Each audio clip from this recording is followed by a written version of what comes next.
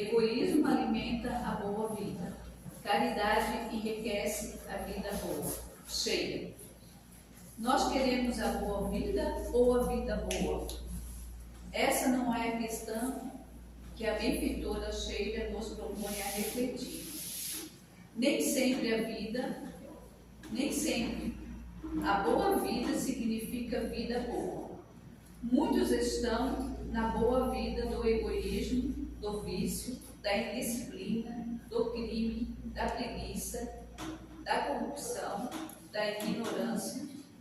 Hoje gozam a boa vida. Logo mais experimentarão a má vida. Ao caminhar para a universidade, deparava-me frequentemente com muitos alunos bebericando nos bares dos arredores. Aparentemente estavam alegre, festivo, curtiu a boa vida. Mas na hora da prova, do concurso, na vida profissional, somente tiveram a vida boa os que se dedicaram com afinco aos estudos. O egoísmo está na raiz de todos os nossos males. E a espiritualidade nos diz que o egoísmo alimenta a boa vida. Cuidado! O egocentrismo nos faz desrespeitar o próximo para atender às nossas necessidades. Com isso teremos a boa vida, mas nunca a vida boa. Porque o mal que fizermos a alguém, nos faremos primeiramente a nós mesmos. O egoísmo tem muitos filhos, como o orgulho, a inveja, a cobiça, a crueldade, a violência e o desrespeito pelo próximo. Nada disso poderá resultar em bem verdadeiro em nossas vidas. O mal não é capaz de produzir o bem. Por isso, vale a pena considerar o conselho espiritual de Sheila para levarmos a vida boa desejada. E faremos isso todas as vezes em que a caridade enriquecer nossas atitudes. A caridade também tem muitos filhos, como o perdão, a tolerância, a compaixão, a generosidade, o otimismo e a alegria. É sempre melhor ficar ao lado do bem, ainda que tal comportamento nos custe a incompreensão do mundo, pois sabemos que esse é o custoso preço que se paga pela vida boa, que tanto almejamos. Sérgio, quer fazer a pergunta?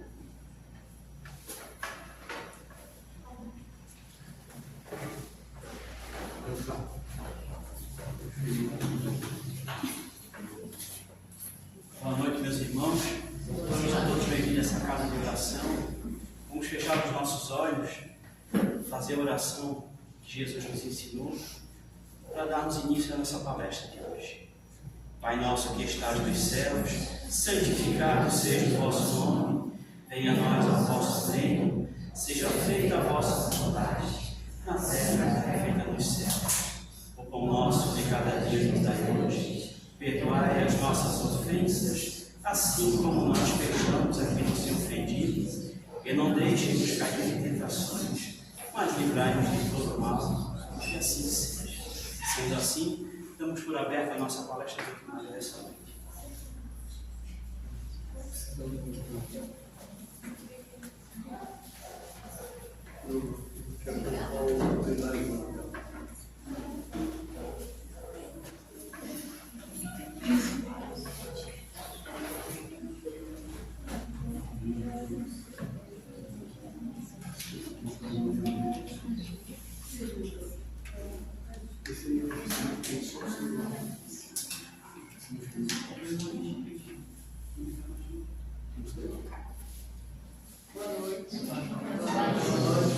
Tudo bem? Uma satisfação muito aqui. A essa casa, não é?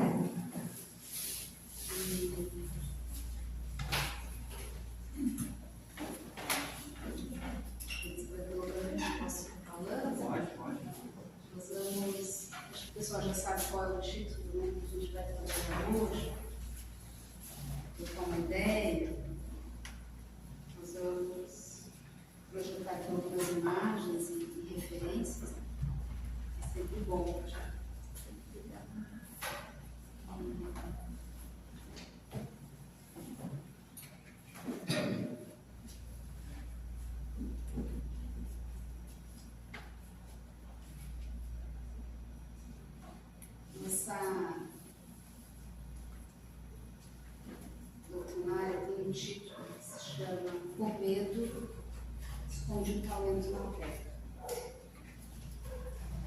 E esse título já vai nos dando notícias do que a gente vai abordar, de qual vai ser a direção da nossa conversa, né?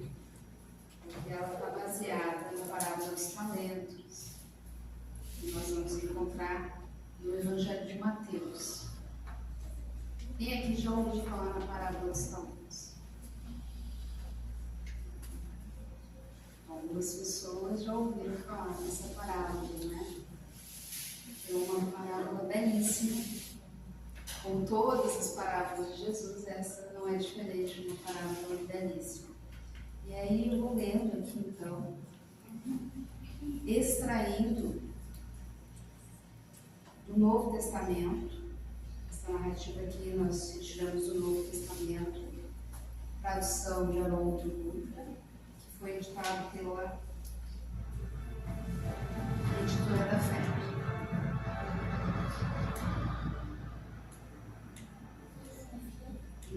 Diz assim: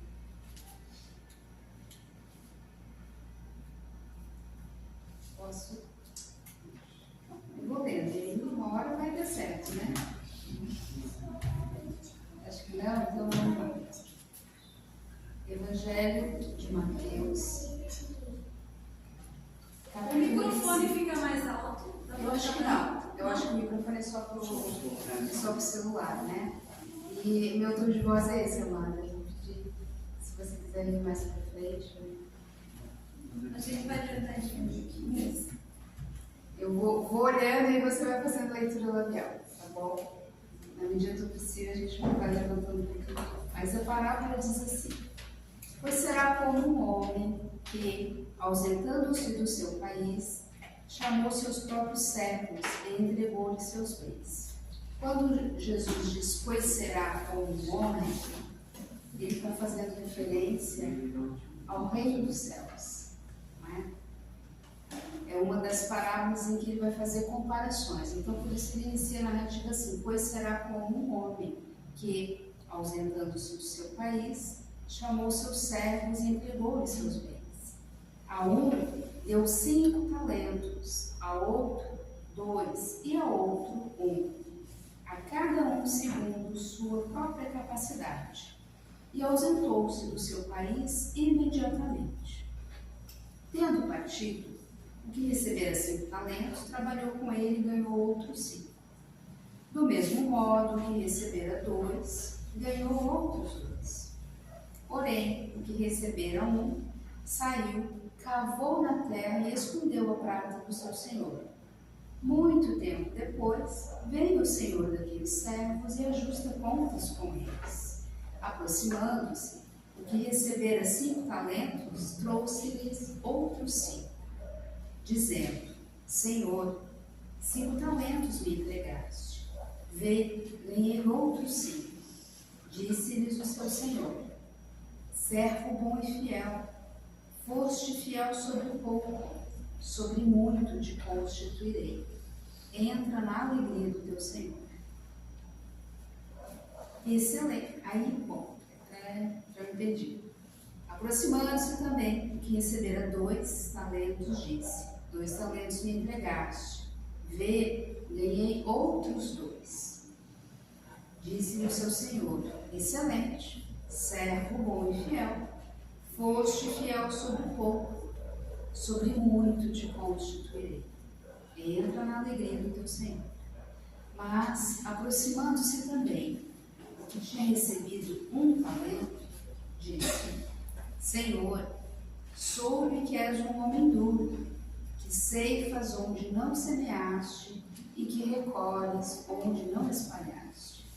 Temendo, fui e escondi o teu talento na terra. Vê, tens o que é teu.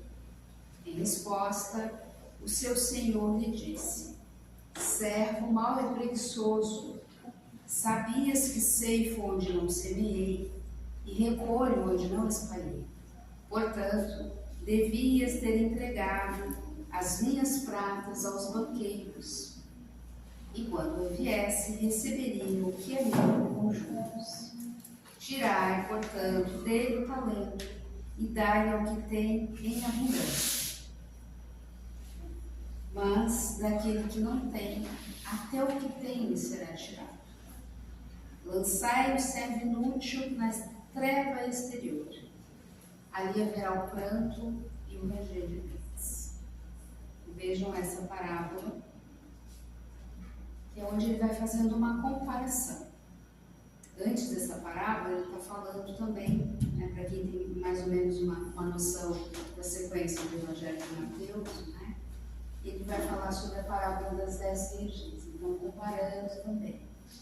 E é interessante a gente observar, pela perspectiva da doutrina espírita, o entendimento dessa parábola, porque se a gente não tirar o espírito da letra, vai parecer que este servo não é movido pelo medo,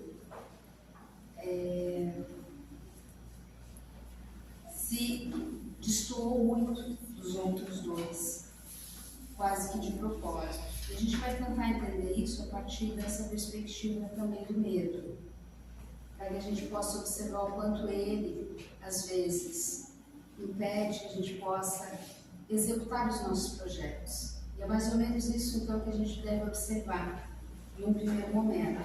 Essa parábola vai trazer muitas interpretações, mas uma delas é essa, do medo, não é? E este Senhor parece muito mau e severo, não é? Mas ele está ali lidando com os servos que ele já conhecia há bastante tempo, não é? E distribuiu essa missão para cada um deles de acordo com o conhecimento que ele tinha dos seus servos e de acordo com a capacidade que cada um tinha. Por isso que, para os dois primeiros, foi mais fácil, digamos assim, eles se colocarem no mundo, na vida e multiplicar. De 5 transformarem em 10, de 2 transformarem em 4, mas a lição que a gente hoje quer olhar nos chama a atenção para as coisas que a gente esconde ao longo da nossa trajetória aqui na Terra. Então, essa parábola que Jesus nos apresenta fala que para nós atingirmos um determinado contexto, que aqui é o reino dos céus, é preciso um movimento da nossa parte. É preciso que a gente faça algum esforço e conquiste algumas coisas. Por isso, né, a parábola vai falar de multiplicação. E a gente observa aqui, né, falas dos servos nesse sentido, não é? Mostrando que fizeram uma multiplicação.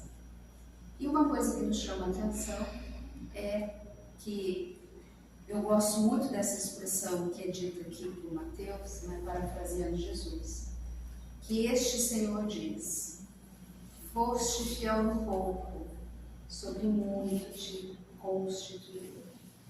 Então, a gente às vezes precisa pensar um pouco, trazendo para a nossa vida terrena, cotidiana, o quanto nós somos fiéis nas pequenas coisas que nos são confiadas.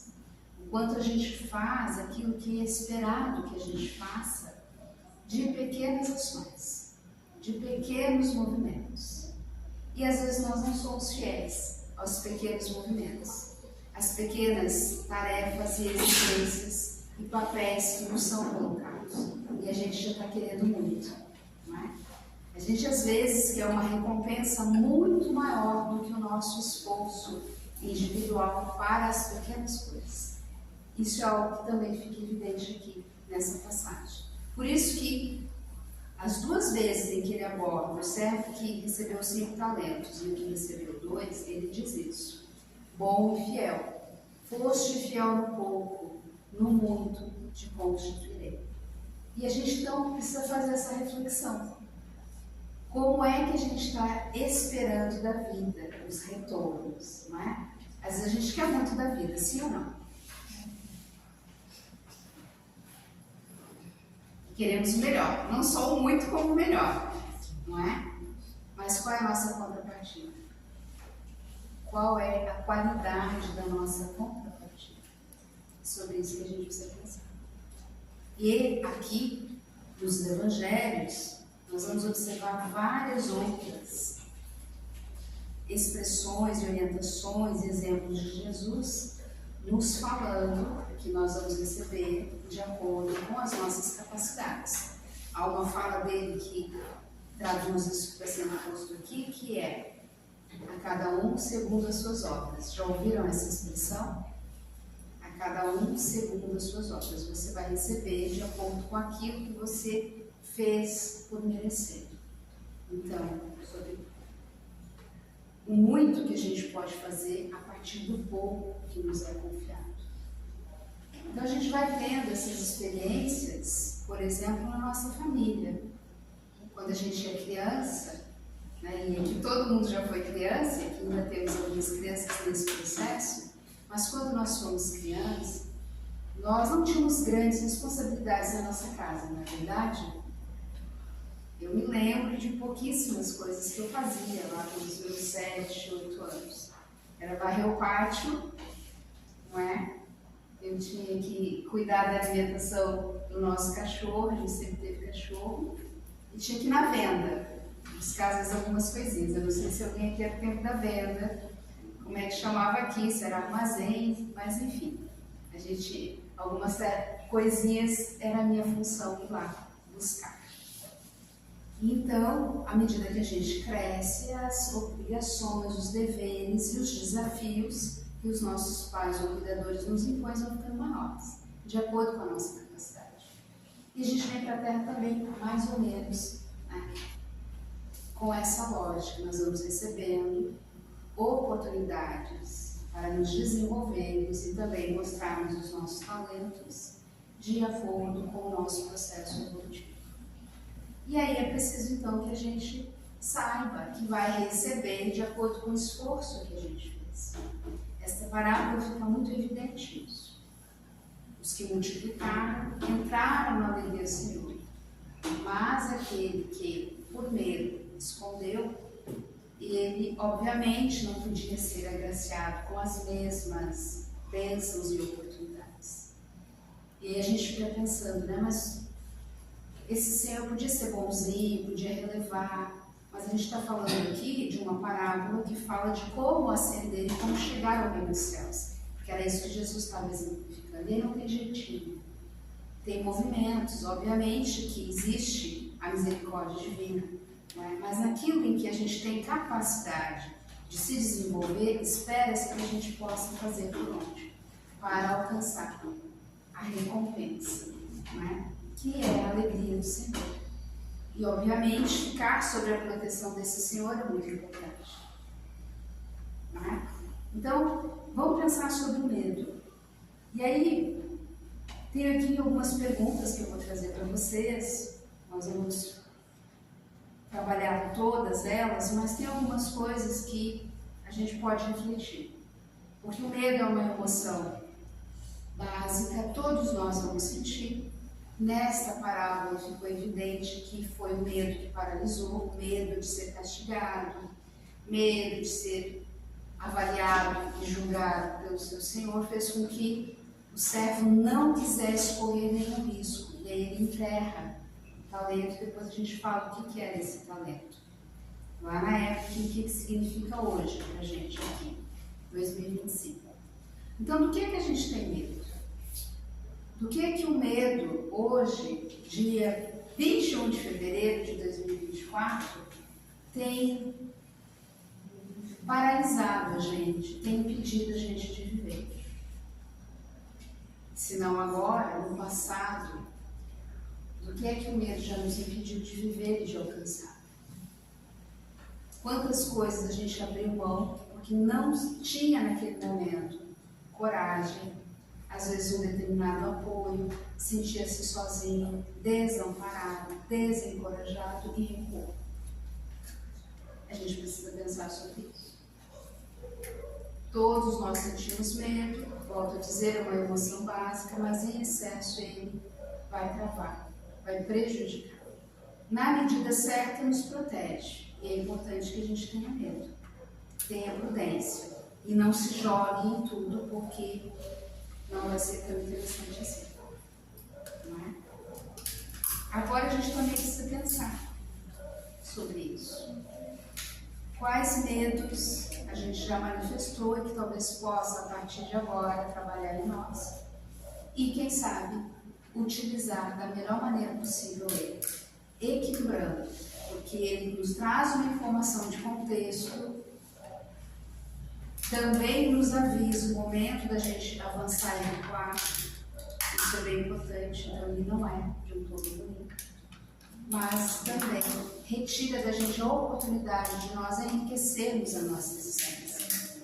Que é isso que significa, nos dizeres de Emmanuel, este servo medroso. Ele vai representar todos nós em alguma medida. Todas as vezes em que a gente trava, em que a gente fica na nossa toca, não é? Com medo de ir em direção a experiências que vão nos enriquecer e nos enriquecer das mais variadas formas, nos auxiliando a desenvolver novas habilidades, novas características que vão ser chave para o nosso processo de evolução aqui na Terra. E aí, Emmanuel tem um livro que se chama Fonte Viva, não é? Psicografia de Chico Xavier, muito conhecido de todos nós, ou pelo menos da maioria das pessoas que estão acostumadas com a literatura espírita, vão lembrar deste livro, Fonte Viva, porque ele é um clássico, faz parte da coleção Fonte Viva. E existe um capítulo onde Emmanuel vai fazer uma análise dessa parábola, que se chama Tendo Medo. Deixo aí para vocês, quem tiver esse livro, a própria casa, depois, né, pode disponibilizar o capítulo 132, onde Emmanuel faz um checklist de alguns medos que nós manifestamos. E que a gente talvez tenha que fazer uma análise se eles não estão impedindo a gente de viver coisas importantes, que ajudariam na nossa experiência aqui na Terra. Então, Emmanuel, sem julgamento, vai falar que muitos de nós podem ter medo de trabalhar, medo de servir, de fazer amigos, de sofrer, de desapontar, medo da incompreensão, medo da alegria, medo do amor, medo da vida, porque nós também poderemos ter medo de coisas que são boas, mas que em algum momento, talvez, dependendo da experiência, nós internalizamos como isso não é bom. Viver não é bom para algumas pessoas, não é? Que tiveram experiências de dor e não conseguiram superar. Quantas pessoas a gente conhece que faz um esforço danado para se levantar? Viver para elas não é algo interessante. Gostariam de não estar mais aqui na Terra. Então tem medo da vida, mas muitos de nós também têm medo de amar. Tem medo da alegria dos encontros, porque em algum momento, talvez, ou em muitos momentos da sua jornada como espírito imortal, teve uma experiência de dor. Uma experiência frustrante, decepcionante, com algum afeto, e internaliza que amar é precioso. E aí retira da sua vida essa experiência da troca, da convivência e de amar. Então, Emmanuel chama a atenção para isso. Medo da dor e medo da morte. Faz sentido para vocês essa lista que Emmanuel nos apresenta?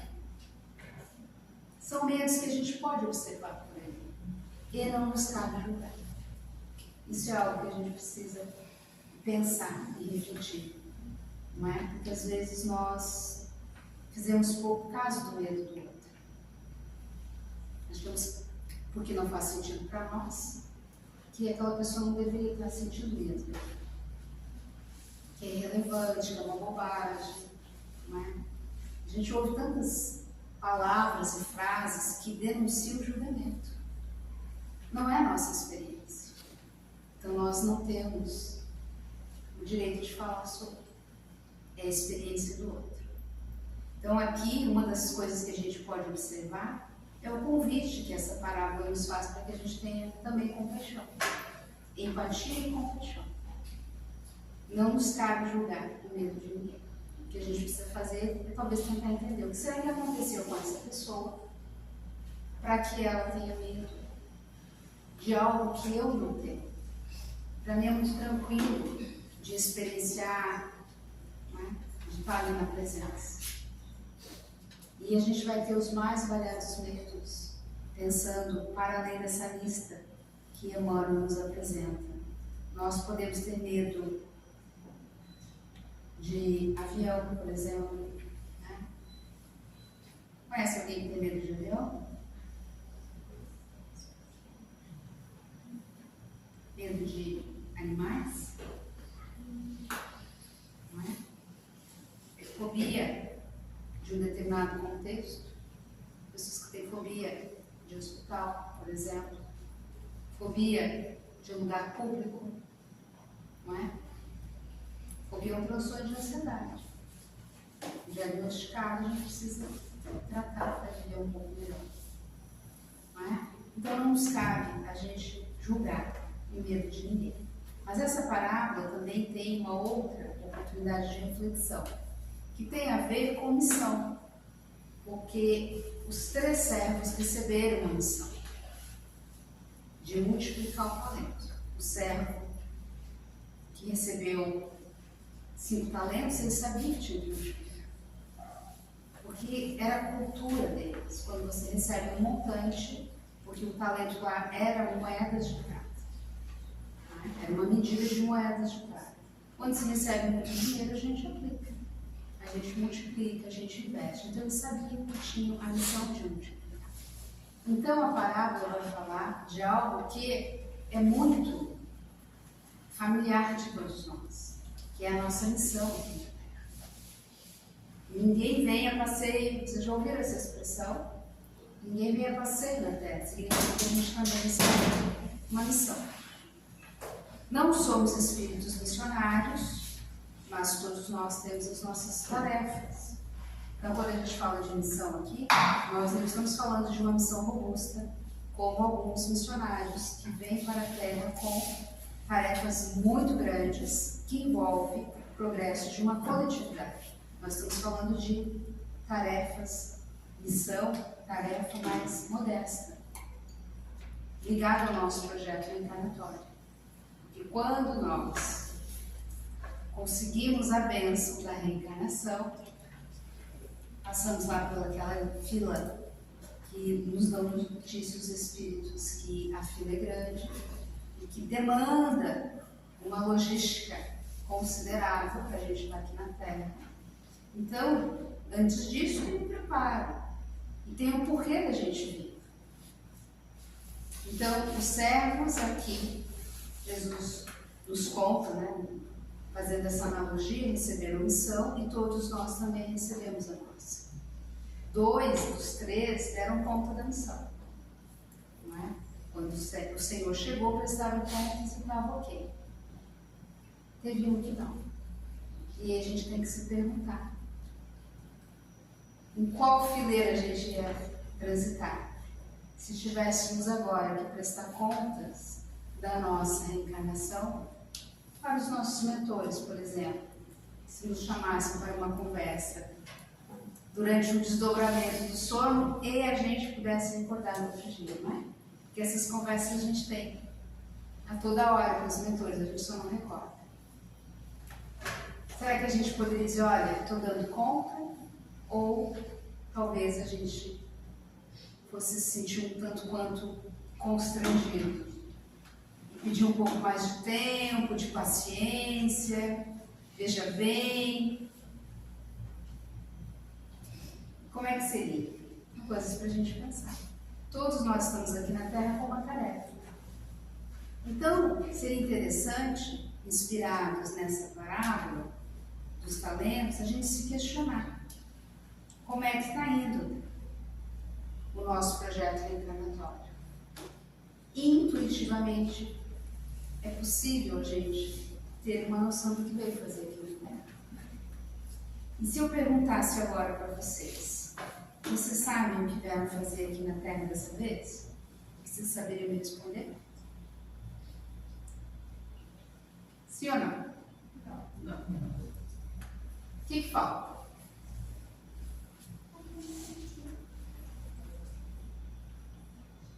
O que falta, gente?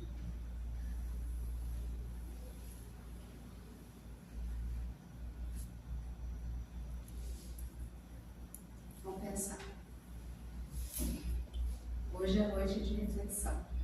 Sextou com reflexão. Né? A gente tem que ter mais ou menos uma noção de propósito.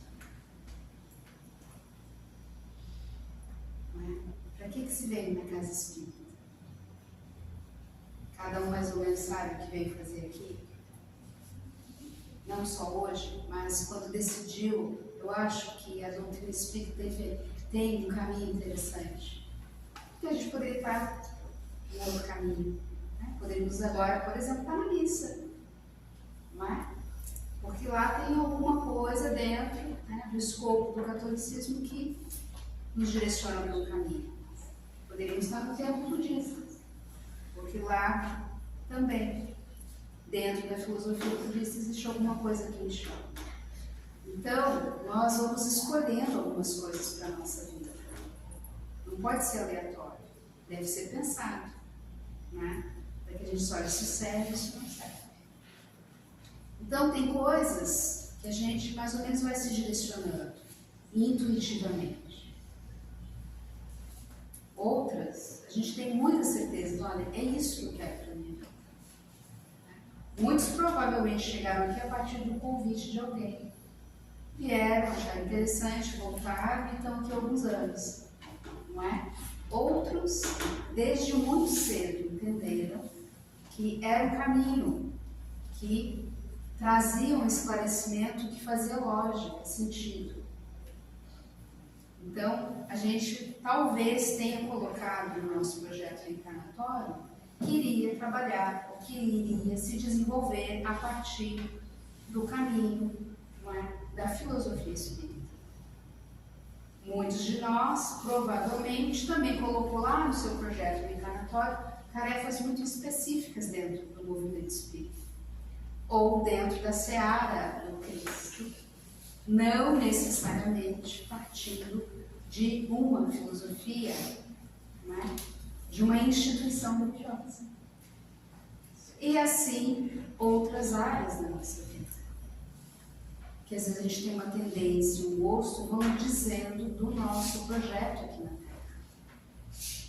E um outro exemplo que muitas vezes fica evidente e nos dá uma noção, não é noção, tá? É noção do nosso projeto reencarnatório, é a nossa profissão. Muitos de nós, desde cedo, sinalizou que gostava de fazer. Um gosto, uma tendência, uma habilidade. Né? Muitas pessoas desenvolvendo a habilidade antes de fazer um curso específico, não é? Profissionalizante, antes de entrar numa instituição acadêmica, enfim, já tinha uma determinada habilidade, uma determinada tendência, um determinado talento para aquilo. Então, nós não viemos para a Terra aleatoriamente, sabe? Nós não estamos lá no espaço entediados, aí vê esse lindo planeta, a gente, eu vou dar uma passeadinha lá. Gostei da luminosidade daquele planeta, vamos ver o que está rolando lá. Não é assim que funciona. Então, cada um de vocês pode pensar um pouco a respeito do que vieram fazer aqui. Isso nos direciona e às vezes nos tira de uma inércia, de uma falta de propósito, não é? E de uma falta de sentido existencial, que infelizmente acomete muitas pessoas que não sabem o que querem da vida, porque não entenderam que são espíritos reencarnados com propósitos de evolução. Então eu vou deixar aqui uma dica de leitura para vocês, pegando o livro dos Espíritos, que está aqui na nossa frente, para a gente não se estender e estourar o tempo. Mas existe aqui, no capítulo 2, a questão 132, que vai perguntar qual é o objetivo de nós estarmos aqui na Terra. Talvez nos ajude. Talvez nos ajude. E eu vou dar só um spoiler, uma amostra do que a resposta dos Espíritos Allan Kardec propõe.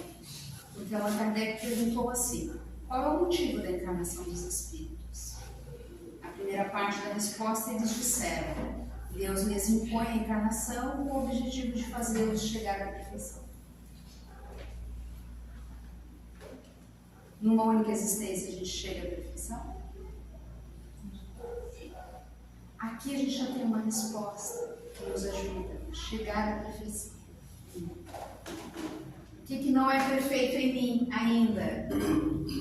Pronto, a gente já tem uma lista do direcionamento do nosso propósito aqui. Não é? A menos que a gente tenha um baixo nível de autoconhecimento, a grande maioria saberá listar pelo menos 10 imperfeições que vão nos ajudar. Dizer, olha, isso aqui está dizendo que eu vim atingir a perfeição. O que eu ainda tenho de imperfeito em mim? Onde eu ainda não consigo me manifestar e agir de uma maneira equilibrada, plena, potente, saudável? E aí a gente vai tendo essa resposta aí. A lista é grande, eu digo para vocês. E não é 10, 10 é generosidade da minha parte. Quando a gente senta para fazer, vai para mais de 100 coisas que a gente pode identificar na gente, que ainda não atingimos, não é? Porque somos seres em processo. Estamos muito no início da nossa escala evolutiva, ainda no planeta de provas e expiações, e a lista para frente é grande até a gente atingir a perfeição. Então ali vai ser realmente um divisor de águas, a gente poder fazer esse mapeamento do nosso comportamento, que ainda precisa ser melhorado. Mas aí a resposta diz assim: a encarnação tem outro objetivo, que é colocar o espírito em condições de cumprir sua parte na obra da criação. Significa que eu também preciso colaborar com o coletivo. Contribuir com a obra da criação significa a gente se envolver com a coletividade. Então, eu não vou me desenvolver e crescer sozinho. Eu cresço na interação. Algumas coisas é um esforço meu individual, sem sombra de dúvida, mas eu também preciso contribuir para que o meu entorno também se desenvolva. Então, aqui os espíritos estão falando de colaboração. Então, eu tenho um objetivo individual e tenho um objetivo coletivo. Eu me ajudo e ajudo o coletivo. A gente precisa internalizar essa palavra e colocar ela em ação. Colaboração. Por isso que Emmanuel vai falar que o servo preguiçoso da parábola representa praticamente todos nós, porque são aqueles que vivem só para si. E o servo pensou só nele. Ele não pensou que multiplicando o talento ele teria uma vida em abundância, uma vida próspera e poderia também mudar o curso da história da sua família, da sua comunidade. Então, ele faz essa crítica. Não é? Esse servo preguiçoso, medroso, representa as pessoas que vivem só para si. Quando o mundo, para o seu pequeno mundo. E aqui os Espíritos estão nos instigando e nos informando que a gente cresce, se desenvolve muito mais rápido, contribuindo para o coletivo. E eu vou dar um exemplo muito prático para a gente no ano. Quando a gente resolve fazer faxina em casa, quem faz faxina aqui vai se identificar, e quem mora numa casa vai se identificar também. Quando uma única criatura passa o dia inteiro fazendo a limpeza, não demora mais do que se todo mundo pegasse junto? Não é? Vamos imaginar que moram 5 pessoas na casa. De manhã já tinha liquidado o negócio, não é? Se os 5 pegassem junto. Mas às vezes é uma única pessoa, é óbvio que ela vai levar o dia inteiro. Se a casa tiver 4, 5, 6 cômodos, já pensou? Então é exatamente isso que a gente pode pensar quando os espíritos falam de colaboração. E às vezes a gente não colabora para que o mundo seja melhor, não é? A gente só pensa no nosso quadradinho. E aí ele vai demorar muito mais tempo para sair, não é? Dessa escala tão desafiadora que é o mundo de provas e expiações. Fez sentido isso para vocês? E aí, por fim, o talento. E aí a gente precisa se perguntar. Já mais ou menos lancei essa pergunta aqui, né? O que a gente está escondendo? de belo, de bonito, de interessante, de potente dentro de nós, que a gente não contribui, não mostra, não é? Às vezes mostra em casa, não mostra lá no trabalho, não mostra aqui na casa espírita, ou vice-versa, só mostra aqui, só mostra no trabalho, não mostra em casa, não é? Quantos talentos a gente tem? Lá na época de Jesus, talento então era uma medida para medir moeda de prata ou de ouro. Tinha a ver com questões materiais, essa parábola. Ele pega um elemento material da época, mas hoje, quando a gente fala em talento, nós estamos falando em dons, nós estamos falando em atributos, em habilidades, em todas as concessões que Deus nos concede para que a gente possa colocar em prática e ter êxito no nosso projeto reencarnatório. Então, essa é a pergunta que a gente faz. O que nós estamos escondendo em termos de talentos, de dons, de habilidades, de virtudes, que a gente mostra aqui, mas não mostra? Vocês estão escondendo algum talento? Sim ou não? Sim ou não? Temos tempo. E 10h23.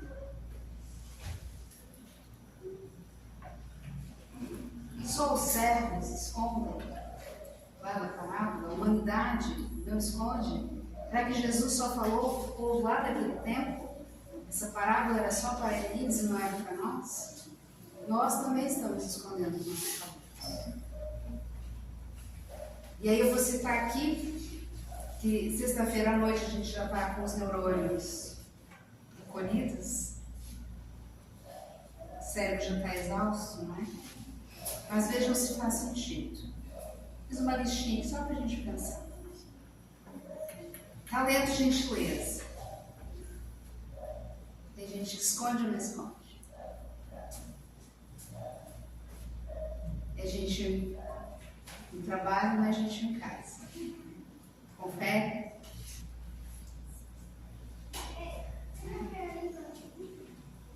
É gentil em casa, não é gentil no trânsito. Confere? E assim vai. Talento, alegria. Alegria é um talento que a gente vem e traz, não é? Talento, coragem. Às vezes eu manifesto aqui, eu manifesto ali. Às vezes eu sou alegre em um determinado contexto, onde eu me sinto mais à vontade, menos julgada, tenho dificuldade de ser outra, onde os olhos do julgamento estão arregalados em cima de mim. E assim vai. Bondade, somos bons com uns, não somos bons com outros. Talento, caridade, fizemos caridade com uns, não fizemos com outros. Então aqui eu mostro, ali eu escondo. Todos nós, em alguma medida, escondemos os nossos talentos. Então, Jesus não falou para os homens daquele tempo, ele falou para todos nós. As parábolas atravessam o tempo. Essas fábulas, essas narrativas, elas são atemporais. Então, significa, né, se ele enfatizou que havia um servo com medo que esconde o talento, porque na humanidade isso também existe. O nosso desafio qual é, então? A gente parar de esconder e contribuir para que o nosso mundo seja um mundo que avance com mais rapidez para esse planeta regenerado, que todo mundo quer participar. Todo mundo quer ir para o mundo de regeneração, sim ou não? Né? Agora, arregaçar as mangas, colaborar, contribuir, não é assim? Em casa não é assim? Todo mundo quer aquela casa limpa, com cheirinho de limpeza, não é? Então, temos que contribuir. Que a gente possa internalizar essas reflexões, então, que Mateus anotou dessa fala tão preciosa de Jesus.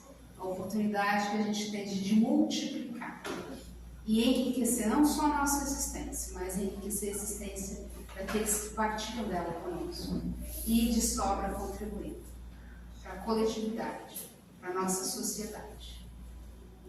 Porque o egoísmo não nos favorece enquanto espécie e ele atrasa muito a nossa evolução.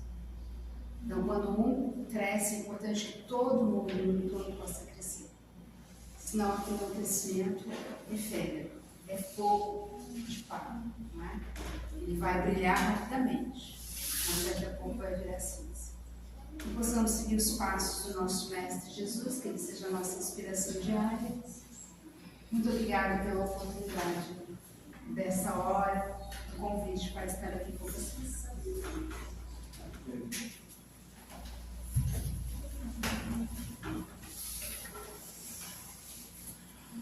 Agradecemos então ao nosso irmão pelas reflexões trazidas, que a gente possa trazer no nosso dia a dia, para que isso flua o nosso melhoramento e evolução espiritual. E assim então, elevamos o pensamento a Deus, agradecendo ao Pai pela oportunidade de aqui estarmos. Obrigado, Pai, por tudo que nos dás a cada dia e a cada momento.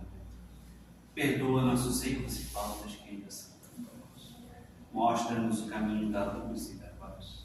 Permita compreender os teus ensinamentos e colocá-los em prática em prol de nossos irmãos. E assim agradecimento dissemos todos. Pai nosso, que estás nos céus, santificado seja o vosso nome. Venha a nós o vosso reino. Seja feita a vossa vontade, assim na terra como nos céus. O nosso de cada dia nos permite, perdoai as nossas ofensas, assim como nós perdoamos a quem nos tem ofendido.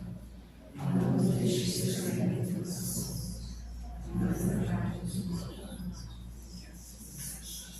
Que Deus ilumine e ampare o coração de cada um de nós.